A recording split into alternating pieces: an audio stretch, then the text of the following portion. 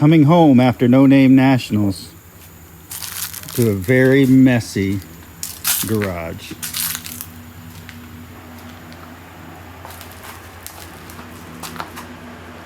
This was Thrash City last week. Welder left still with the rod in it. Grinder still out. One of 3 drive shafts it took to make the 4th one for the car. Just parts laying everywhere. This is what happens when you try to build a car in 90 days.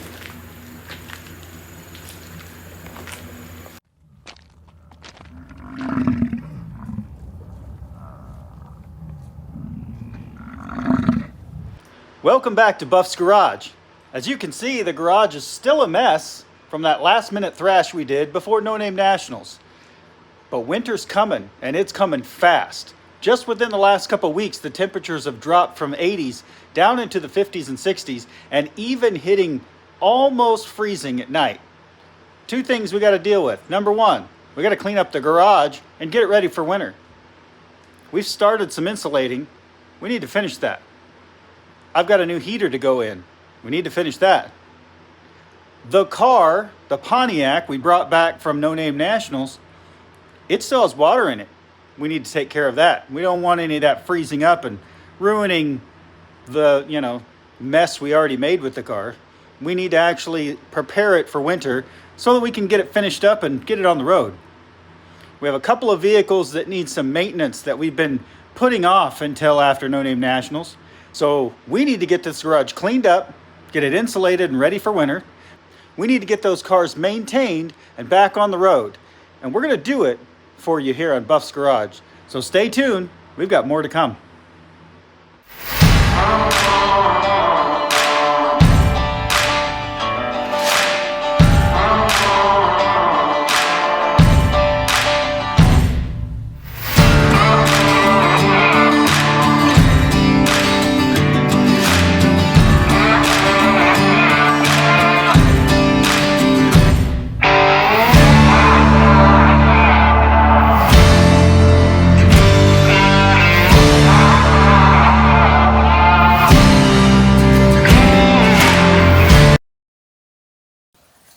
It is windy, up to 36-mile-an-hour gusts today. The Pontiac needs to get the water drained out and antifreeze put in there. And some things we didn't do after No Name. So we need to finish tidying this up and hide it. Finish wrapping up our wiring. We didn't paint our master cylinder and it's now rusting. We need to get some of the pieces put back on the car so it'll be ready to actually put on the road. And then, crazy as it is, I'd like to see if we can kind of get everything knocked down enough that I can put the hood back on it. We're going to finish installing the air ride. We got to put a shifter in place so we can actually get that forward-backward motion going easier. And, then fix everything else that we need day to day. This truck lost its drive shaft. Pretty sure the rear end that we just rebuilt already has an issue. So we need to look into that. This truck definitely needs the transmission filter and fluid changed. So I think we're going to try to tackle that one today. Okay, I grabbed a new filter for the transmission. I grabbed fluid. So we should be able to dump the old out and put the new in. But first, let me do some checks because this vehicle is sat for pretty much the entirety of this year. So I'm going to check the oil and I'm going to check the trans. It has been running, so it should be warm.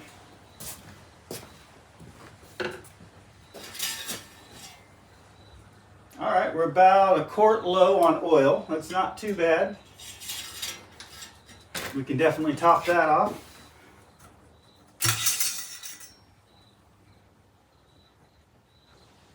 The trans is actually full. It's still got some pink color to it. It's not brown or black, so that's promising. I'm not sure exactly what's causing our issue, but at the mileage that it has, I don't know if the fluid's ever been changed, so it doesn't hurt to go ahead and drop it and take a look and see what we got. And if that's not the issue, we'll move on to the next thing. You know, routine maintenance is just that. It's routine. If we only fix things when they break, then we're going to end up fixing a lot of things that might not have need replaced. Sometimes through proper maintenance, you know, you got to grease your grease fittings, you got to check your fluids to make sure they're topped off. It takes that to make sure that your vehicle is safe and ready for the road. Here we are checking out a few things, noticing that we have a few issues. We obviously have a pretty loud whining noise. I'm hoping that the trans filter is just plugged, not allowing enough fluid to pass through. If that's not it, then it could be the torque converter. I could have a pinion bearing going out in the rear end. God, I hope not. You know, there's so many different things it could be, but let's start with this and see where it takes us. Well, problem number one, I don't think your pan bolts are supposed to be finger tight. So there's our first issue.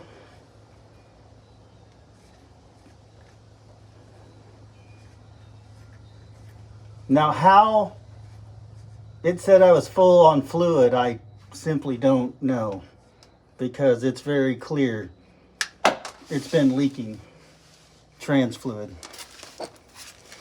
It's leaking oil as well, and I tried to fix that a while back with an intake gasket and, you know, adding RTV on the China walls and all that, but it's apparent that my leak in my engine is most likely rear main seal. At 200 and some thousand miles on this thing, I think it's due. My question is, what are we gonna do? Because I don't want to pull the engine to change the rear main seal and then just throw it back in, because 250,000 miles and it runs okay, but it could run better. So maybe it's time for an upgrade. I don't know. Let's see how far we get here. There's always a faster way.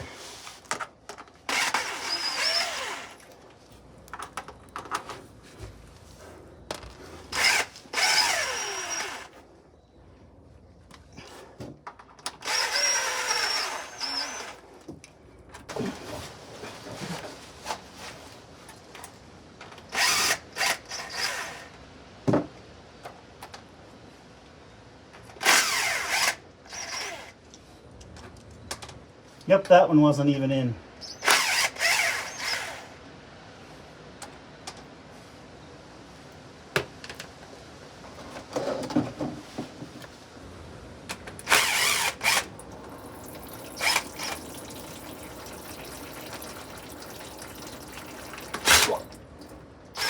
And I can smell it now.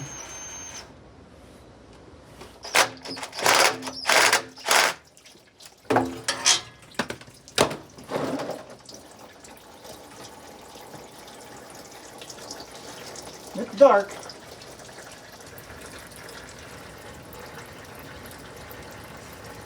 So while that's going on, let's go check the rear diff. All right, we're at the rear diff. I haven't checked it in a couple of years, which isn't too good of an idea, being that it's wet. So I'm guessing I got a seal leak here.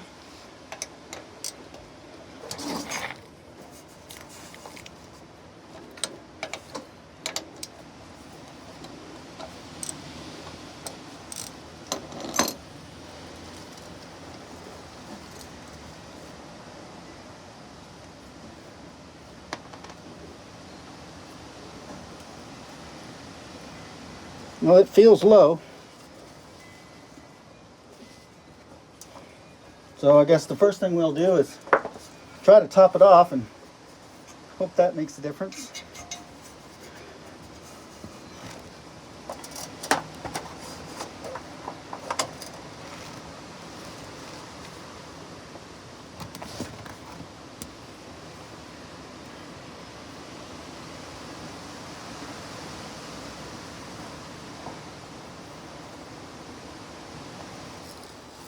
So for this, I'm using a hose attached to my bottle.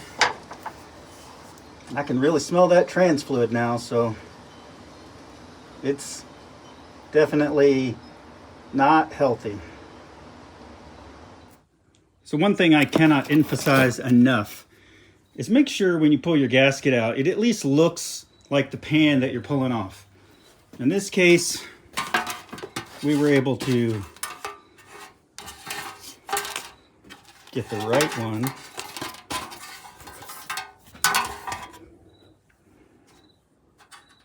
Now the old one was leaking, but I also don't know how long it was there. I mean, my trans fluid didn't look that bad, but it definitely smells burned now, and I don't even have a good sense of smell. So anyway, first things first, make sure your gasket's the right gasket. Then you want to pull out the rest of your parts. Now see this little guy right here? That hooks onto here. Now I want to show you something.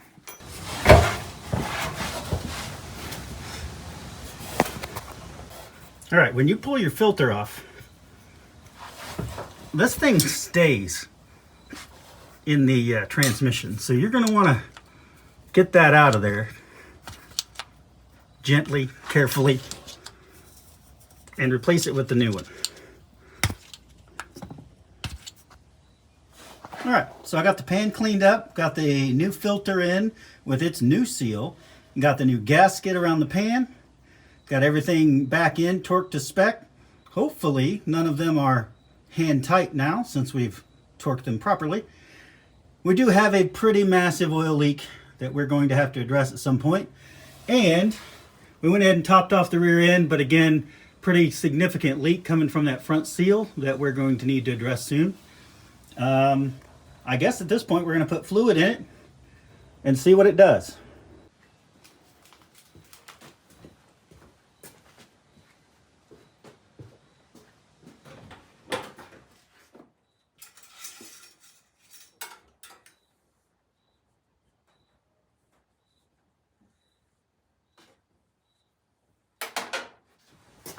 Okay, so I got all the trans fluid I could, which was 6 quarts, and I don't see any over on the shelf, so hopefully it's not gonna be too short. I'm sure I need about an extra quart or two to top it off. So let's start with the first 6 and see where that gets us.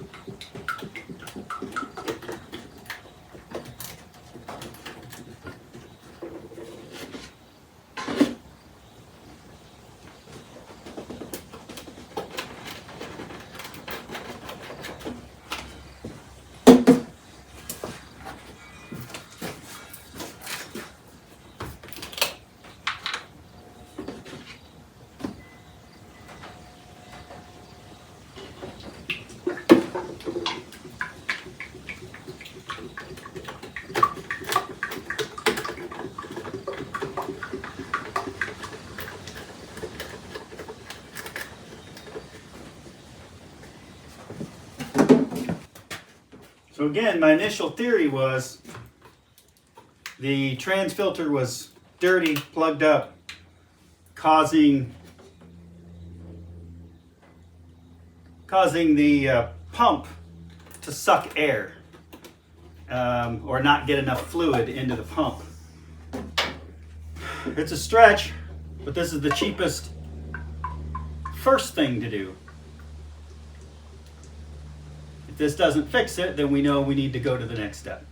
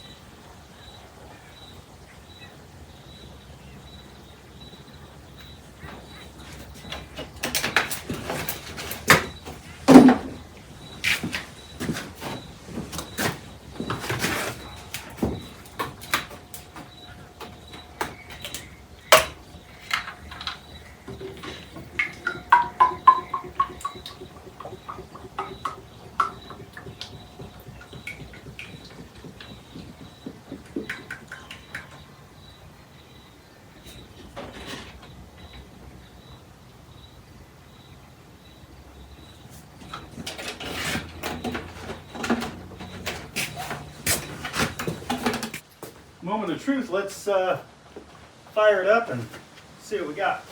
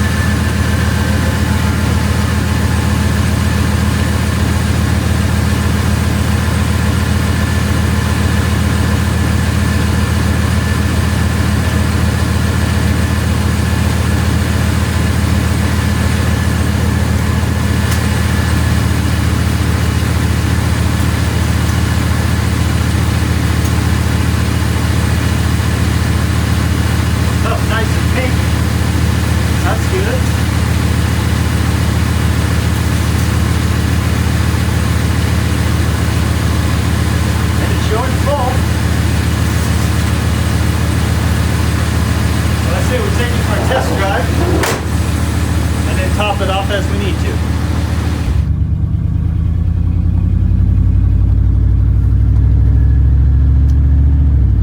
So far so good. It's not sluggish. It's shifting into the gear as it needs to. But I still got the whine, and I'm not sure if that whine is the front bearings on my wheels, the rear diff, or something in the trans.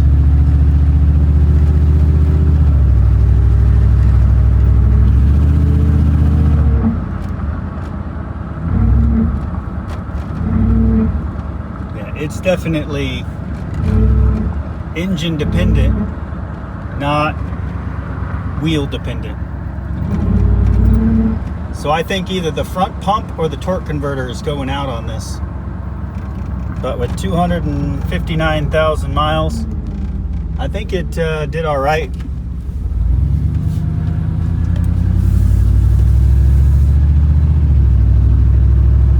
So if I can find a known good one, we'll swap it out, because I really don't want to buy a brand new one. And then we'll go from there.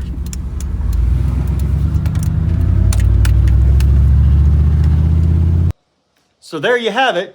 We brought in the Suburban. It's been sitting for most of the year because I started to hear a whine coming from the transmission or drivetrain somewhere. I kind of took it out of rotation because it had a whine coming from the transmission or somewhere in the drivetrain. That still exists. We need to figure out what it is. First thing I did was I checked the fluid. It looked like it was getting dark. Turns out it was dark, and it was getting pretty old. So I went ahead and changed out the fluid, changed out the filter, and topped off the transmission.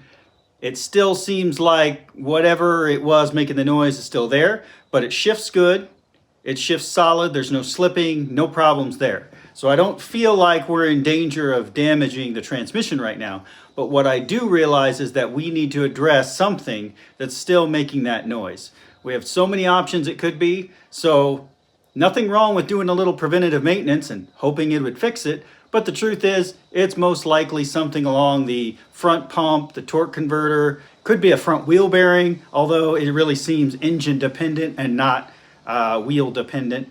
Could be the rear differential. Gosh, I hope not. But we did see that it had a leak, and it took a little over a quart to top it back off. That's a big differential, so it wasn't that low, but it was low. It's probably time to get in there and take a look at that at 259,000 miles and just see what we're dealing with. This is going to be my permanent tow rig, which means we're going to set it up for some heavy-duty towing. And with its gross vehicle weight rating and tow capability, I want to make sure it is ready to go with everything it needs to do the job. So to do that, we're going to start working on it over the next few months throughout the winter, so that come spring and summer, it's ready for full-time duty as a tow rig. So thank you for watching Buff's Garage. I appreciate you guys liking and subscribing. Make sure to go to buffsgarage.com and get you some merch, and it helps us keep trucks like this on the road. Thanks for watching. We'll catch you next time.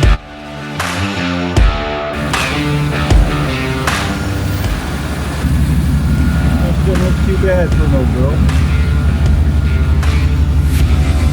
A little dirty, but cleans up all right.